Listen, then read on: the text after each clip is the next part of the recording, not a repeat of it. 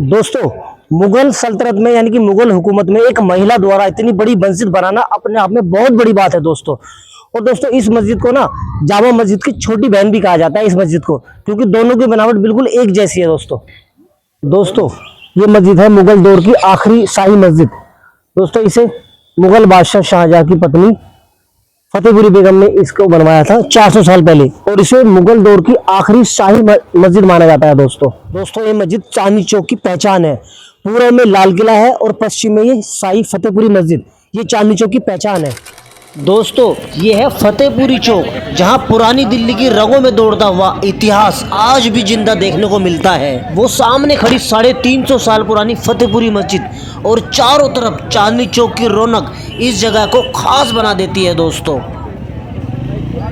दोस्तों, जैसे ही हम शाही फतेहपुरी मस्जिद के अंदर एंट्री करते हैं तो चांदनी चौक की भीड़ भाड़, शोर शराबा अपने आप पीछे छूट जाता है और यहाँ अंदर घुसते हुए हमें एक अलग ही सुकून का एहसास होता है दोस्तों।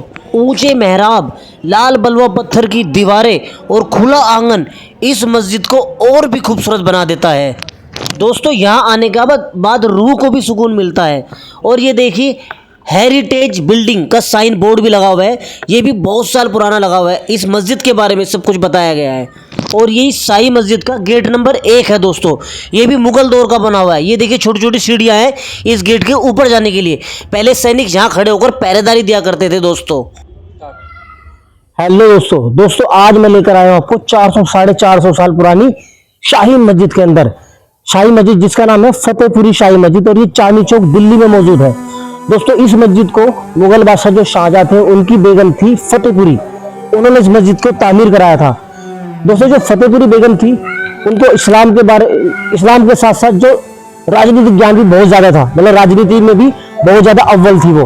उन्होंने इस मस्जिद को बनाया और उन्हीं के नाम पे इस मस्जिद का नाम रखा गया फतेहपुरी मस्जिद। और जो वो रहने वाली थी, वो कश्मीर की रहने वाली थी दोस्तों, जो उन्होंने इस मस्जिद को तामीर कराया है दोस्तों। जब 1857 की क्रांति हुई थी तो अंग्रेजों ने इस मस्जिद को अपने कब्जे में ले लिया था, और बहुत समय तक दोस्तों, जो दिल्ली की जामा मस्जिद है ना, उसके बाद दूसरे नंबर पे ये मस्जिद आती है फतेहपुरी मस्जिद, ये शाही मस्जिद दोस्तों। जब 1857 की क्रांति हुई थी, उसके बाद अंग्रेजों ने इस पे कब्जा कर लिया और अपनी हुकूमत इस पे जमा ली मस्जिद के ऊपर।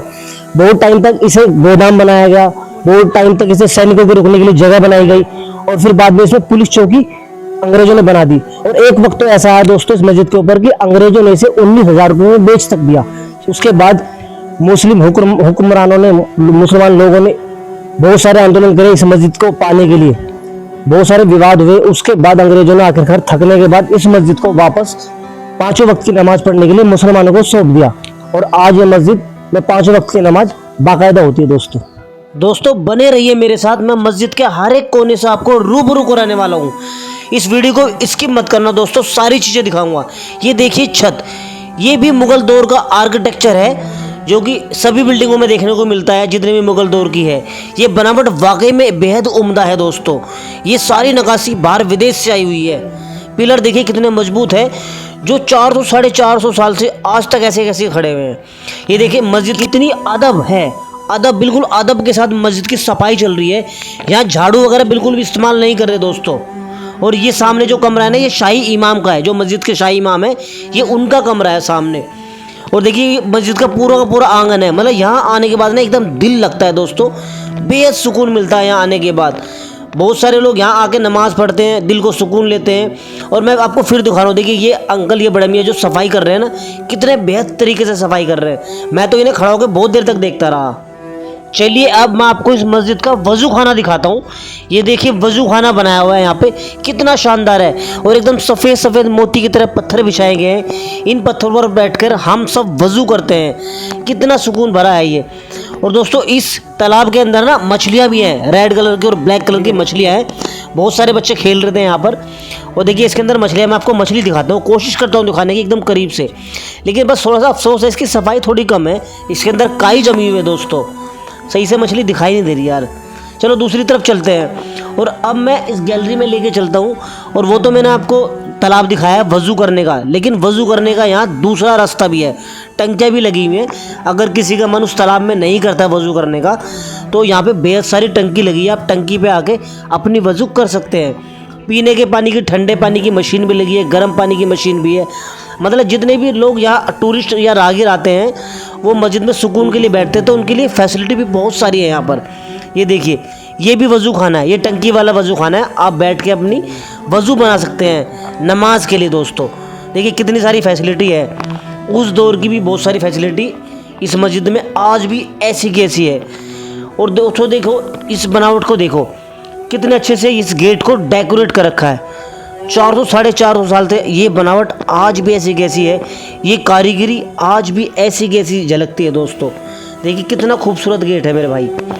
बाकायदा मस्जिद में मीटर वगैरह सब कुछ लगे हुए हैं, वो तो खैर अच्छी बात है। अब ये ना ऊपर जाने के लिए छोटा सा जीना बनाया गया है।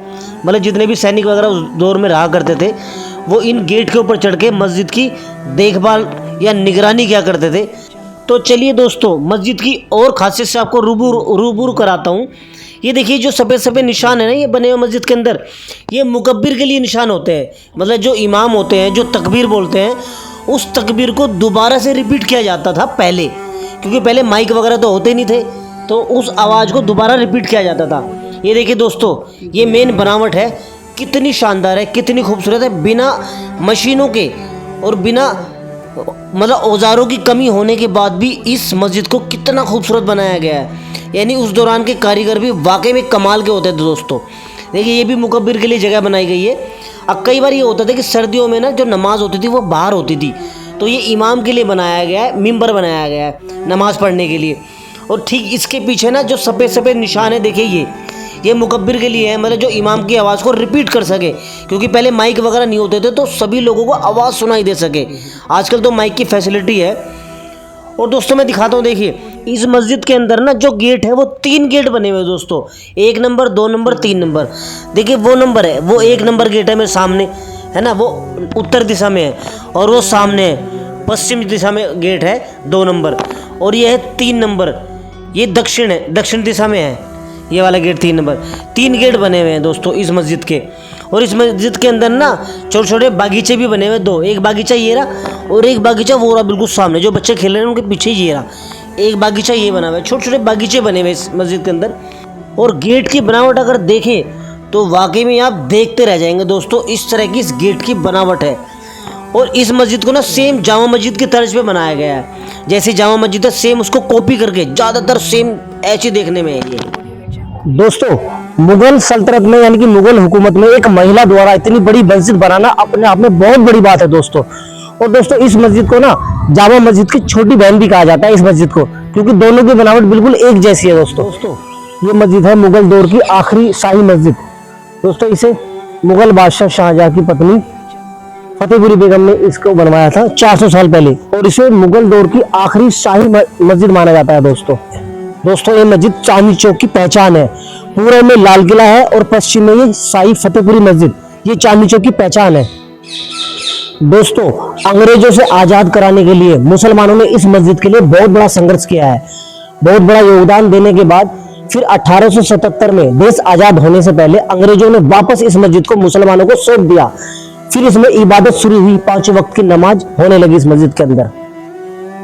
दोस्तों अंग्रेजी हुकूमत में इस शाही मस्जिद को बहुत बड़ी ठेस पहुंची है, क्योंकि 1857 की क्रांति के बाद अंग्रेजों ने इसे घोड़े के लिए अस्तबल बनाया और सैनिकों को रुकने के लिए बैरक तक बनाया, जो कि भारतीय इतिहास का इस मस्जिद के लिए सबसे दर्दनाक दौर रहा है दोस्तों।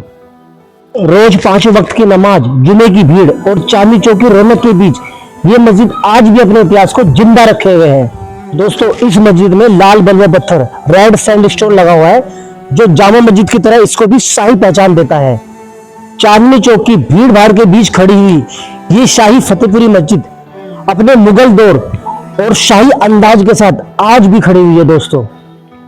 तो दोस्तों चांदनी चौक की भागदौड़ के बीच खड़ी मुगल दौर की ये फतेहपुरी मस्जिद आज भी अपने वजूद के साथ कायम है। दोस्तों अगर आपको इतिहास, विरासत और ऐसी कहानियां पसंद है तो हमारे चैनल साजिद व्लॉग्स 23 से जुड़े रहिए। और अगर आपको ये व्लॉग पसंद आया है तो चैनल को सब्सक्राइब करें, वीडियो को लाइक करें और शेयर करना ना भूलें। तब तक मिलते हैं दोस्तों अगले व्लॉग में।